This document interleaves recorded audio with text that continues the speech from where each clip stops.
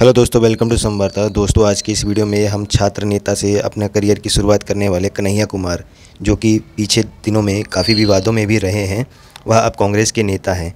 उन्होंने आज मानव गुप्ता, जो कि गोदी पत्रकार माने जाते हैं, उनको सबके सामने किस तरीके से उन्हीं की भाषा में रोस्ट किया, आप इस वीडियो में पूरा देखेंगे। कन्हैया कुमार एक बहुत ही अच्छे वक्ता के तौर पर माने जाते हैं और वह देश में कुछ गिने चुने ही वक्ता के तौर पर माने जाते हैं जिसके आगे अच्छे अच्छे पत्रकार पानी मांगते हैं। तो दोस्तों, आज की इस वीडियो में उन्होंने ऐसा ही किया। मानव गुप्ता उनको डिबेट में घेरना चाहते थे, लेकिन कन्हैया कुमार ने उनको उन्हीं की भाषा में जवाब दिया और सबके सामने रोस्ट किया। तो दोस्तों, ये वीडियो आपको पूरी देखनी चाहिए कि किस तरीके से कन्हैया कुमार ने उनको लाइव डिबेट में सबके सामने किस तरीके से रोस्ट किया। तो दोस्तों, आप पूरा वीडियो देखिए और वीडियो आपको अच्छी लगी तो चैनल को जरूर सब्सक्राइब करें। तो चलिए शुरू करते हैं। चलो भाई, देखो अब मैं क्या करता हूँ। कन्हैया कुमार पहले लेफ्ट पार्टियों के साथ थे, पिछले कुछ सालों से कांग्रेस के झंडा उठाकर राहुल गांधी के साथ पूरे देश में घूम रहे हैं। बहुत स्वागत कन्हैया कुमार, माइक उठा लीजिए। कहां गायब कहां रहते हैं, पहले ये बताइए। आखिरी बार हमने आपको पब्लिकली देखा था दिल्ली के चुनाव में, उसके बाद बहुत कम दिखाई दिए हैं कन्हैया। ये बात सही है कि बहुत दिन के बाद जो है हम किसी टीवी चैनल पर आकर के बात कर रहे हैं। दरअसल आजकल ना किसी भी व्यक्ति की सक्रियता का पैमाना ये है कि अगर आप अपने सोशल मीडिया पे फोटो डाल रहे हैं, तस्वीर पोस्ट कर रहे हैं, तो आप सक्रिय हैं, और अगर आप नहीं डाल रहे हैं तो आप सक्रिय नहीं हैं। मेरा एक प्रश्न है कि 80, 90, 2000 के बाद मीडिया, सोशल मीडिया इतना एक्टिव हुआ है, तो क्या इससे पहले जब सोशल मीडिया और मीडिया नहीं था तो लोग सक्रिय नहीं रहते थे? आजकल तो झूठ ज़्यादा है कि आप कहीं मत जाइए, घर में बैठे रहिए और दिन भर फोटो डालते रहिए तो लोगों को लगेगा कि आप बहुत सक्रिय हैं। लेकिन आप दिन भर मेहनत कीजिए, लोगों के बीच जाके काम कीजिए, पैदल यात्रा कीजिए, जनता के बीच में काम कीजिए, लेकिन तस्वीर अगर पोस्ट नहीं कीजिए तो ऐसा लगेगा कि आप गायब हो गए। अच्छा, मेरा गजब बेइज्जती है। कहने का मतलब ये था कि मीडिया और सोशल मीडिया से कहां गायब है। हाँ, ये बात ठीक है। मुझे ये पता है कि आप अपनी पार्टी की तरफ से पूरे देश में घूम रहे हैं। महाराष्ट्र में आपने प्रचार किया, हरियाणा में आपने प्रचार किया, झारखंड में आपने प्रचार किया, सब जगह आप घूमे। प्रचार एक हिस्सा होता है राजनीति का, थिएट्रिक्स एक पार्ट होता है पॉलिटिक्स का। मेरे ख्याल से आज जो भारतीय राजनीति का संकट है वो ये है कि शांति से चुपचाप, बिना हल्ला किए हुए, बिना रील बनाए हुए विचारधारा का काम करना, जनता के बीच में जाना, आज बोलने से ज़्यादा सुनने की ज़रूरत है। क्योंकि आप देखिए कि हर कोई चिल्ला रहा है, सुनने को तैयार ही नहीं है। तो आप नोट करेंगे, यदि मेरे ख्याल से आपके यहाँ भी मैं 2020 से पहले बहुत आया करता था। 2020 के बाद मैं जानबूझ करके, ऐसा नहीं है कि आप नहीं बुलाते हैं, बड़ी मोहब्बत है आपकी, आप अक्सर बुलाते रहते हैं, लेकिन मैं थोड़ा आना कम कर दिया। एक बार बीच में आए थे बस वो इंटरव्यू के लिए, उसके बाद शायद अब आना हो रहा है। तो सवालों का सिलसिला शुरू करते हैं। जरूर जरूर। मैंने पहला सवाल जहां से शुरू किया, दिल्ली का चुनाव जब आप हारे मनोज तिवारी के खिलाफ, उस हार के झटके से क्या उबर गए हैं कन्हैया कुमार? क्योंकि लगातार दूसरा चुनाव हारे आप। क्या बोला तूने? देखिए, हारना हमारे लिए कोई नई बात नहीं है, क्योंकि जिसको आप हार कह रहे हैं ना, हम उसको हार की तरह देखते नहीं हैं। संख्या बल के हिसाब से हम जरूर हार रहे हैं, लेकिन मैं हमेशा राजनीति को, जैसा कि कहा आपको, कि विचार के केंद्र में रख करके देखते हैं। और हमको दिन ब दिन लगता है कि हम जो बातें यूनिवर्सिटी में किया करते थे, आज पूरे देश की राजनीति के केंद्र में है। हम कहते थे 2014 में, और आप निकाल करके देख लीजिए, यूट्यूब पे होगा, आपके चैनल के आर्काइव पे होगा, 2014 में यूनिवर्सिटी में जो हम लोग बात कहा करते थे, वो सारी बातें आज सच हो गई है। राजनीति की जो विमर्श का केंद्र है, उसमें वो सारी बातें आ गई है। और मज़ेदार बात देखिए, अभी आप दिल्ली चुनाव हो रहा है, दिल्ली चुनाव में आप सारी पॉलिटिकल पार्टी का घोषणा पत्र उठा करके देखिए। अगर सिंबल हटा दीजिए, अगर कलर हटा दीजिए, तो सबके घोषणा पत्र लगभग एक हैं। जो बीजेपी कल तक कह रही थी कि अरविंद केजरीवाल जी रेवरी बांट रहे हैं, ये रेवरी की पॉलिटिक्स है, तो अगर ये रेवरी की पॉलिटिक्स है तो रेवरी की पॉलिटिक्स आज भारतीय राजनीति के विमर्श के केंद्र में है। बात तो सही है। हर कोई जो है फ्री बिजली देने की बात कर रहा है, हर कोई फ्री एजुकेशन देने की बात कर रहा है, बस फ्री करने की बात कर रहा है। हम जब 2014 में ये बात बोलते थे, आपके चैनल पे जो हमारे विरोधी होते थे अक्सर कहते थे कि ये मुफ्त में आप देने की क्यों बात करते हैं। हमने कहा कि मुफ्त में देने की बात नहीं करते हैं, हम हक की बात करते हैं। हक ये है कि अगर हम टैक्स दे रहे हैं, और देखिए एक मिडिल क्लास टैक्स दे रहा है, मिडिल क्लास टैक्स भर रहा है और कर्जे की माफी जो है बड़े बड़े अमीरों की हो रही है। तो हम कहते थे कि देश इस मॉडल पे सस्टेन नहीं करेगा। अगर आपको देश को सस्टेन कराना है, जैसे हमारा शरीर है, हमारी नाक बहुत लंबी हो जाए तो ये विकलांगता की निशानी है। संतुलन बहुत जरूरी होता है। लोकतंत्र में कोई बहुत अमीर हो जाए और कोई बहुत गरीब हो जाए, इससे राजनीति चलेगी। अच्छा, तो जो मुद्दे हम उठाया करते थे, संविधान की बात, किसान की बात, नौजवान की बात, नौकरियों की बात, वेलफेयर की बात, वो राजनीति के विमर्श के अच्छा, क्या बात है, उसके मुद्दे पर बाद तो में मैं संख्या बल में हारा हूं। आपकी बात ठीक है, लेकिन मैं अच्छा, कहता हूं कि जब मोदी जी कहते हैं कि 80 करोड़ लोगों को हम अनाज दे रहे हैं, तो ये हमारी हार नहीं है, हमारी जीत है। जब वो वेलफेयर की पॉलिटिक्स पर लौट कर थोड़ा सा बताइए ना, क्या हुआ कि आम आदमी पार्टी से गठबंधन करने के बाद भी लोकसभा में आप 7 सीटें हारे और आप अपना चुनाव, हालांकि वोट आपने बहुत लिए थे, अच्छे खासे मोदी जी से ज्यादा वोट आया है हमको। मजाक नहीं कर रहे हैं, आप वोट काउंट करके देख लीजिए, मोदी जी से ज्यादा वोट आया है। अच्छा खासा वोट आया, वही मैं कह रहा हूं। पर उस हार का विश्लेषण आपने किया, क्या हुआ कि आप भी हारे और दिल्ली में 7 सीटें हारे गठबंधन के बावजूद? देखिए, चुनाव मैं कह रहा हूं कि संख्या बल के आधार पर बीजेपी 2014 में भी जीती, 19 में भी जीती, 24 में भी जीती है, इसमें कोई दो राय नहीं है। स्वाभाविक रूप से अगर आप राजनीति को क्रिकेट मैच की तरह देखेंगे, अगर इंडिया हारेगा तो ऑस्ट्रेलिया जीत जाएगा। अभी जो है बॉर्डर गवास्कर ट्रॉफी में क्या हुआ, हम हारे, वो जीत गए। लेकिन राजनीति को ना क्रिकेट मैच की तरह देखना नहीं चाहिए। राजनीति हमेशा जो है मुद्दों की होती है, विचारों की होती है, विमर्श का होता है। हमारा ये कहना है कि मोदी जी जब मुख्यमंत्री थे वो जो बोला करते थे, और आज जब वो तीसरी बार प्रधानमंत्री हैं, तो दोनों बात को मिला करके देखिए कि वो हारे हैं कि वो जीते हैं। वो कहा करते थे कि हम जब आएंगे तो मनरेगा को समाप्त कर देंगे, है हिम्मत, करेंगे मनरेगा को समाप्त। कहते थे कि ये मुफ्त में चीजें क्यों बांटी जा रही है। और 2024 के चुनाव का पोस्टर मैं आपको याद दिलाना चाहता हूं, 80 करोड़ जनता को जो है 5 किलो अनाज दिया जा रहा है। देखिए, हार का अगर विश्लेषण करना है तो हमेशा विश्लेषण इस बात का करना चाहिए कि हम हार कहां रहे हैं। हम हार रहे हैं जब इस देश के लोकतांत्रिक संस्थाओं को कैप्चर किया जा रहा है। हम हारे हैं जब इस देश के मुख्य जो चुनाव आयुक्त हैं, उनकी जो नियुक्ति हो रही है, उसकी प्रक्रिया बदल दी। ऐसा लग रहा है मॉरल विक्ट्री क्लेम कर रहे हैं चुनाव में, हम आइडियोलॉजिकल विक्ट्री क्लेम कर रहे हैं और आइडियोलॉजिकल डिफीट भी एक्सेप्ट कर रहे हैं। यही नहीं, अभी और सुनिए।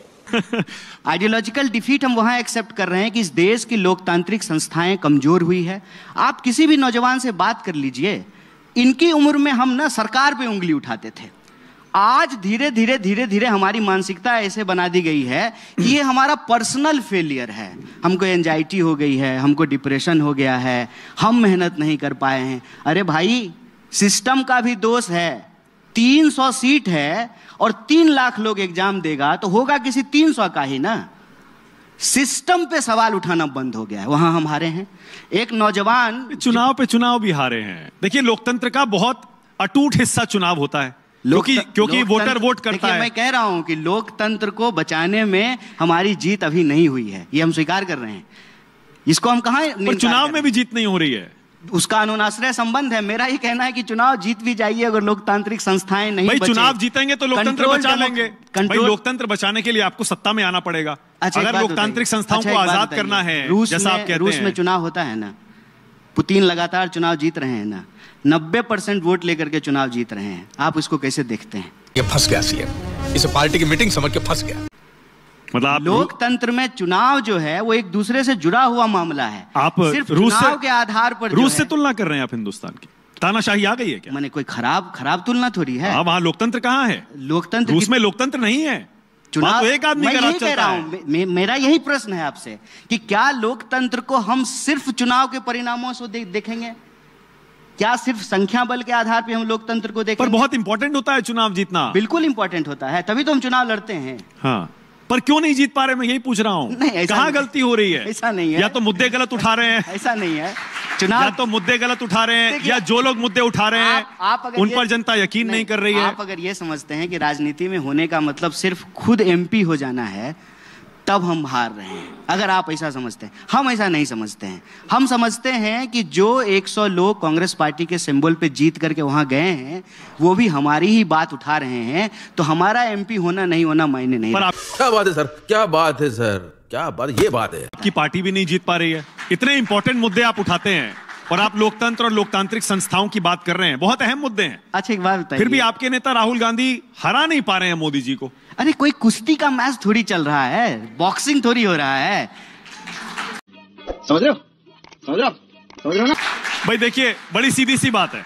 आपने कहा, देखिए बड़ी सीधी क्या सी करें, मोदी जी को उठा करके पटक दें, ये कोई बात थोड़ी होता है। आप लोकतांत्रिक प्रक्रिया को देखिए ना, हम ये कह रहे हैं भाई चुनाव में पटखनी देनी चाहिए।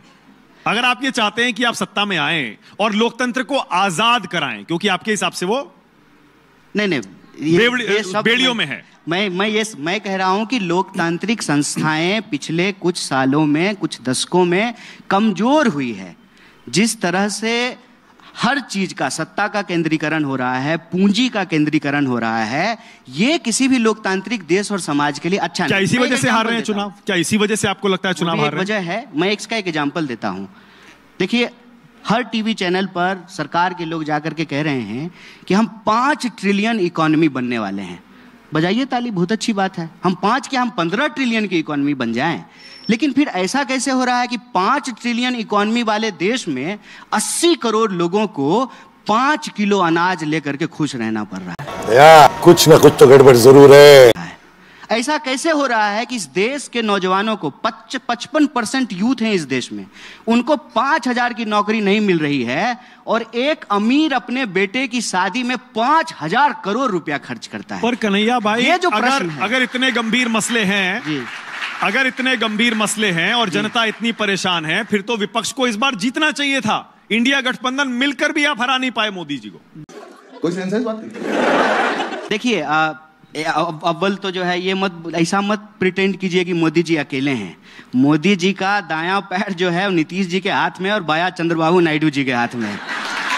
देखिए, किसी को ना बढ़ा चढ़ा के मत बोलिए। वो अगर उस तरह से देखिएगा तो उनकी सीटें घट गई हैं। वो 303 सीट थी, 240 पे आ गए हैं। लेकिन मैं उसमें जाना नहीं चाहता हूं। मैं संख्या के उस आधार पर लोकतंत्र को, उसके डिस्कोर्स को सीमित नहीं करना चाहता हूं।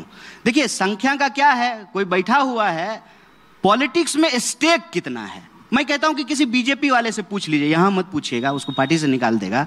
जब बुलाते हैं तो उधर पूछिएगा पीछे कि भाई आज तुम सांसद हो, मंत्री हो, तुम्हारी चलती कितनी है? खाली साइन ही करते हो कि डिसीजन मेकिंग में तुम्हारा कोई स्टेक है? 2 लोग सरकार चला रहे हैं, पहले तो 2.5 थे, कम से कम जेटली जी थे तो 2.5 लोगों की सरकार थी, अब तो 2 लोग हैं। और बताइए, और आप देखिए कि सत्ता का केंद्रीकरण कैसे हो रहा है। और आप ये मत कीजिए मानक जी, आप अकेले थोड़ी चैनल चलाते हैं, वो कैमरामैन का कोई रोल नहीं है, वो एडिटर जो बैठ करके कान में जो आप लगाए हुए हैं, वो जो बोल रहा है आपको, उसका कोई रोल नहीं है। आपके यहाँ भी पार्टी 1-2 ही लोग चलाते हैं। बिल्कुल राहुल नहीं। गांधी की चलती है? बिल्कुल नहीं है। क्या बात करते हैं आप, मुझे पूछिए। सिर्फ राहुल गांधी की चलती है? बिल्कुल ऐसा नहीं है, यही तो मैं कह रहा हूं, ये ऐसा नहीं है। आप हमसे पूछिए कोई ऐसी बात जो बीजेपी का नेता जवाब नहीं दे सकता है। पूछिए कोई ऐसा प्रश्न, हम यहां आपके सामने खुले होकर के जो उस पर पोजीशन लेंगे। आप पूछिए कि इमरजेंसी सही हुआ कि गलत हुआ। कांग्रेस में हम प्रश्न बता देते हैं। पूछिए कि इमरजेंसी सही था कि गलत, पूछिए। बोलिए, बताइए। गलत था। हाँ। हम बोल रहे हैं, बोलिए। आप बीजेपी के किसी नेता से पूछ लीजिए कि आज इमरजेंसी लगी हुई है, सही है कि गलत है, धीरे से नहीं भी नहीं बोलेगा। पता है आपको, यह फर्क होता है। क्या बात है। अच्छा, राहुल की नहीं चलती है तो किसकी चलती है? उनकी भी चलती है, सबकी चलती है। कांग्रेस पार्टी किसी एक व्यक्ति की पार्टी थोड़ी है। कांग्रेस पार्टी हजारों करोड़ों कार्यकर्ताओं की पार्टी है, सबकी चलती है। एक बात बता देते हैं, कांग्रेस पार्टी में राहुल जी का विरोध करके भी आप कांग्रेस में रह सकते हैं, बीजेपी में आप मोदी जी का विरोध करके बीजेपी में नहीं रह सकते हैं, इस बात को याद रखिएगा। अच्छा, अरविंद केजरीवाल पर अपने विचार बताइए। देखिए, अरविंद केजरीवाल और उनकी 10 साल की सरकार के बारे में आप क्या सोचते हैं? देखिए, अरविंद जी सबसे पहले तो पढ़े लिखे व्यक्ति हैं, किसी को भी जो है एस्पायर करेंगे। बोलिए, हम लोग जब पढ़ रहे थे स्कूल में तो क्या सुकेश जी क्या बनना चाहते थे? इंजीनियर, तो इंजीनियर बने। फिर क्या बनना चाहते हैं? ब्यूरोक्रेट, तो ब्यूरोक्रेट बने। फिर क्या बनना चाहते हैं? नेता, तो वो तीनों एम्बिशन कंप्लीट कर लिए हैं। तो इस विचार से जो है कोई भी उनको अपना रेफरेंस पॉइंट बनाएगा। 10 साल के शासन को आप देखेंगे, नो डाउट उन्होंने जो है स्कूल को राजनीति के केंद्र में लाया, पानी, हवा, बिजली को राजनीति के केंद्र में लाया। लेकिन परफॉर्मेंस को अगर देखेंगे, मैं भी जो है पिछले 10 साल से ज़्यादा समय से दिल्ली में रह रहा हूँ, मतलब पढ़ाई लिखाई यहीं पे हुई है। जितना कहते थे ना उतना डिलीवर नहीं कर पाए, ये सच है। इसमें कोई लाग लपेट नहीं है। मैं अरविंद जी के साथ गठबंधन में रहूंगा तब भी उनके मुंह पे बोलूंगा, और आज जब उनके साथ गठबंधन नहीं है तब भी उनके लिए बात बोल रहा हूं। देखिए, हमारी ना कोई मजबूरी नहीं है किसी की चापलूसी करना। अगर चापलूसी करना होगा, मैं एक बड़े मजेदार बात बताता हूं। मेरा हरियाणा का एक दोस्त है, बोला भाई साहब गू ही खाना होगा तो हाथी का खाएंगे। कितना मजेदार बात बोला है वो। चापलूसी ही करना होगा तो ट्रंप का करेंगे, बीच में मिडिल मैन क्यों चाहिए? चापलूसी ही करना होगा तो अदानी का करेंगे क्या सर? बीच में मिडिल मैन क्यों चाहिए? आपकी पार्टी कंफ्यूज रहती है अरविंद केजरीवाल पे। अजय माकन कहते हैं देशद्रोही हैं, पूरी पार्टी कहती है अरविंद केजरीवाल भ्रष्ट हैं, शराब घोटाला देखिए हमने उठाया था। अब फिर गठबंधन भी कर लेते हैं। देखिए और अब कहते हैं कि उन्होंने काम नहीं किया। देखिए, हम पर्सनल अटैक नहीं कर रहे हैं, लेकिन एक बार आप हमको भाभी से मिलाइए, वो भी आपको लेके कंफ्यूज रहती होंगे। एक जो है मतलब कांग्रेस और आम आदमी पार्टी का रिश्ता भैया भाभी जैसा है। मतलब ये है कि आपको ना पति पत्नी है, आपको सच को ना पूरी आंख से देखना होता है। एक व्यक्ति में सिर्फ अच्छाई नहीं होती और सिर्फ बुराई नहीं होता है। अरविंद जी जब बीजेपी के खिलाफ लड़ते हैं तो हमारे सहयोगी हैं। अरविंद जी जब लेकिन हमारे खिलाफ लड़ेंगे तो हमारे विरोधी होंगे। इसमें कंफ्यूजन क्या है मुझे बता दीजिए तो। देशद्रोही है? देशद्रोही है? नहीं, देशद्रोही नहीं है ना। अजय माकन ने क्यों कहा फिर? अजय माकन जी ने दिए तो अजय माकन जी इसका जवाब देंगे। आपके नेता हैं। लेकिन मेरा मानना है कि इस देश में देशद्रोही बनाने का ठेका बीजेपी ने रखा है। वो स्टिकर, वो इमोजी होता है ना आप लोगों के उसमें इंस्टाग्राम पे, तो देशद्रोही वाला इमोजी लेकर के बीजेपी घूम रही है। ज्यादा आप सवाल पूछ दीजिएगा तो आपके भी मुंह पे चिपका देगी। क्या बोला तूने? ये जो है देशद्रोही बनाने का ठेका बीजेपी के पास है। अच्छा, सुकेश के पास एक सवाल है। अभी जैसे आपने कहा कि माकन जी ने कहा कि वो देशद्रोही है, आपने कहा नहीं है। उन्होंने नहीं कहा है अभी पूरी बात। उनकी तो प्रेस कॉन्फ्रेंस नहीं हुई है। करने वाले थे प्रेस कॉन्फ्रेंस इसी को लेके। अरे मैं तो विक्टिम हूं ना बीजेपी के उस आरोप का, इसलिए मुझे मालूम है कि उसका धंधा, उसका ठेका किसके पास है। जब ये पूछा गया आपने कहा कि नहीं मैं नहीं मानता हूं ऐसा, तो आपने साबित किया कि कांग्रेस में दो राय हो सकती है। आप कह रहे हैं बीजेपी में नहीं हो सकती। दो नहीं, जितने व्यक्ति उतने राय हैं। लेकिन ये माकन वाले बयान को तो आपने कॉन्ट्रडिक्ट कर दिया। अभी राहुल गांधी बिहार गए थे, हमारा आपका बिहार जो है, और वहां बोले वो कि जातिगत गणना जो हुई है यहाँ ये फेक है। आप भी मानते हैं फेक है? नहीं, उसमें कि राहुल गांधी वाले बयान को भी कॉन्ट्रडिक्ट कर दीजिए आप। अच्छा किए कि आप जाति जनगणना जैसा महत्वपूर्ण विषय लेकर के आए। पता नहीं जो है मानक जी पूछते ही नहीं है। अभी बहुत सारे सवाल हैं, अभी तो पूरी लिस्ट है। जाति जनगणना नोएडा की फिल्म सिटी में चर्चा हो देश के प्रमुख हिंदी चैनल पर, मैं कहता हूं कि यही जीत है हमारी। यही आप हमको हरा रहे थे ना, यही जीत है हमारी। और मैं ये कहता था कि इस देश को अगर आपको बेहतर तरीके से चलाना है, बताइए हम घर में खाना बनाते हैं तो हमको पता होना चाहिए कि नहीं शाम में कितना लोग को खाना बनाना है। 5 लोग होगा तो 5 लोगों का बनाएंगे, 10 लोग होंगे तो 10 लोगों का बनाएंगे। बिहार की जाति जनगणना को लेकर के एक बात समझ लीजिए। पहली बात तो वो ना जाति जनगणना नहीं है, हाँ वो सर्वे है। जाति जनगणना जो है वो सिर्फ और सिर्फ जो है केंद्र सरकार करवा सकती है। सब उसको सांस तो लेने देवे। सबसे पहला एक ना टेक्निकल फॉल्ट है उसमें। कोई भी, हमारी सरकार भी करा रही है तेलंगाना में या कर्नाटका में, हम ना सर्वे कर सकते हैं। जनगणना करने का काम केंद्र सरकार का है, उसके लिए बकायदा आयोग बना है। वो एक कॉन्स्टिट्यूशनल बॉडी है, संवैधानिक संस्था है जिसका काम है ये करना। और फिर क्या है ना कि जब आप सर्वे कराते हैं तो जिस तरह से आपको डिटेलिंग चाहिए, क्योंकि घर के लिए हमने आसान भाषा में बोल दिया कि 5 लोग हैं तो 5 लोगों का खाना बनाएंगे, लेकिन देश चलाना जो है घर चलाने से ज़्यादा मुश्किल काम है। तो सिर्फ गिन लेने से नहीं होगा। उनकी आर्थिक स्थिति क्या है, उनके पास कितनी जो है पुश्तैनी जमीन है, उनका अपलिफ्टमेंट कितना हुआ है। हो सकता है ना कि मेरा अपलिफ्टमेंट हो गया हो, अब मुझे जो है किसी जो है सब्सिडी की जरूरत नहीं हो, कोई वेलफेयर स्कीम का हमको जरूरत नहीं हो, जिसको जरूरत हो उसको मिले। तो उस पैमाने पे उसमें और भी जो रिजल्ट आने चाहिए वो नहीं आ पाया है। राहुल जी ये कह रहे थे। होता क्या है कि राहुल जी आजकल कुछ भी बोल देते हैं तो वो जो है ना हेडलाइन बन जाता है, फिर बात कहाँ का कहाँ पहुंच जाती है। आप रफू करने की कोशिश कर रहे हैं। उन्होंने कहा हमारे पास कोई सुई धागा थोड़ी है कि उन्होंने कहा ये फेक है। आपने कहा कि उसके आधार पे आपने एफर्मेटिव एक्शन की बात की उसके बाद तो जो अगड़ों में पिछड़े हैं कुल मिला के उनको 2-2 लाख रुपए कैसे दिया जाएगा, जब आपकी सरकार थी महागठबंधन की तब घोषणा हुई। उस समय तो यह कहा जा रहा था कि यह पहला राज्य है जिसने देश को दिशा दिखा दी। अब वहां जाके उन्होंने फेक शब्द का इस्तेमाल किया है। तो आप जो कह रहे हैं कि हमारे यहां स्वतंत्रता है, तो ये कह दीजिए कि नहीं, उनको लगता है कि गलत ब्रीफिंग दी गई, फेक तो नहीं है। अभी मजा आएगा ना भिड़ो। अच्छा, तो आज शाम में हम जाकर के पूछेंगे उनसे कि क्यों कहे हैं। जानकारी भी तो होना चाहिए ना। मुझे एक्चुअली मक्कन जी ने भी क्या कहा है ना, मैंने उनका कोई प्रेस कॉन्फ्रेंस सुना नहीं है। अब ये कह रहे हैं तो हम इनके फेस वैल्यू पे मान लिए कि ठीक ही बोल रहे हैं। कोई जो है वो वाले चैनल के पत्रकार थोड़ी हैं कि हमको जो है फंसा देंगे ऐसा सवाल पूछ करके। तो फेस वैल्यू पे ले लिए ऐसा हुआ होगा। अच्छा, फिर हम अपने विवेक से उसका जवाब दे रहे हैं। जाति पर भी ऐसा लगता है राहुल गांधी ने, कांग्रेस पार्टी ने यू टर्न मारा है, बड़ा क्लियर। अब से पहले जात पर ना पात पर मोहर लगेगी हाथ पर, यह नारा होता था। उसके बाद महिला आरक्षण में भी पिछड़ों के लिए कोटा देने से साफ मना कर दिया गया था यूपीए के समय। ठीक है, अब उनको माफी भी मांगनी पड़ी, इसलिए बोले कि शायद तब हमसे गलती हो गई।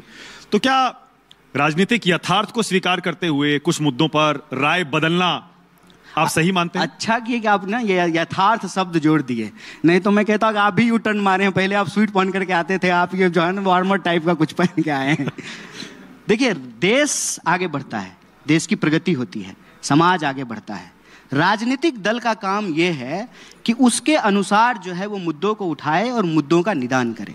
कांग्रेस पार्टी जब पहले अध्यक्ष बने थे बनर्जी साहब, तब कांग्रेस पार्टी जो है, मैं ये बोल रहा हूं मंच से, पूर्ण स्वराज की मांग नहीं कर रही थी। पूर्ण स्वराज का मांग जो है बाद में कांग्रेस पार्टी के रेजोल्यूशन में शामिल हुआ है। तो हम कहें कि कांग्रेस पार्टी यू टर्न मार ली। मुद्दे इमर्ज होते हैं और उसके आधार पर जो है पॉलिटिकल पार्टी जो है उस मुद्दे को अपने राजनीति में, मैं आ रहा हूं, शामिल करती है। जनसंघ जब बनी थी तो जनसंघ ने कहा था कि कोई मुसलमान जो है हमारा मेंबर नहीं होगा।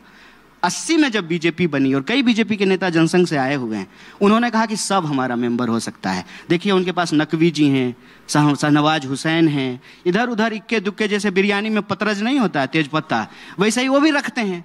तो आप क्या कहेंगे, बीजेपी यू टर्न मारी है? खत्म, bye bye, tata, goodbye, गया।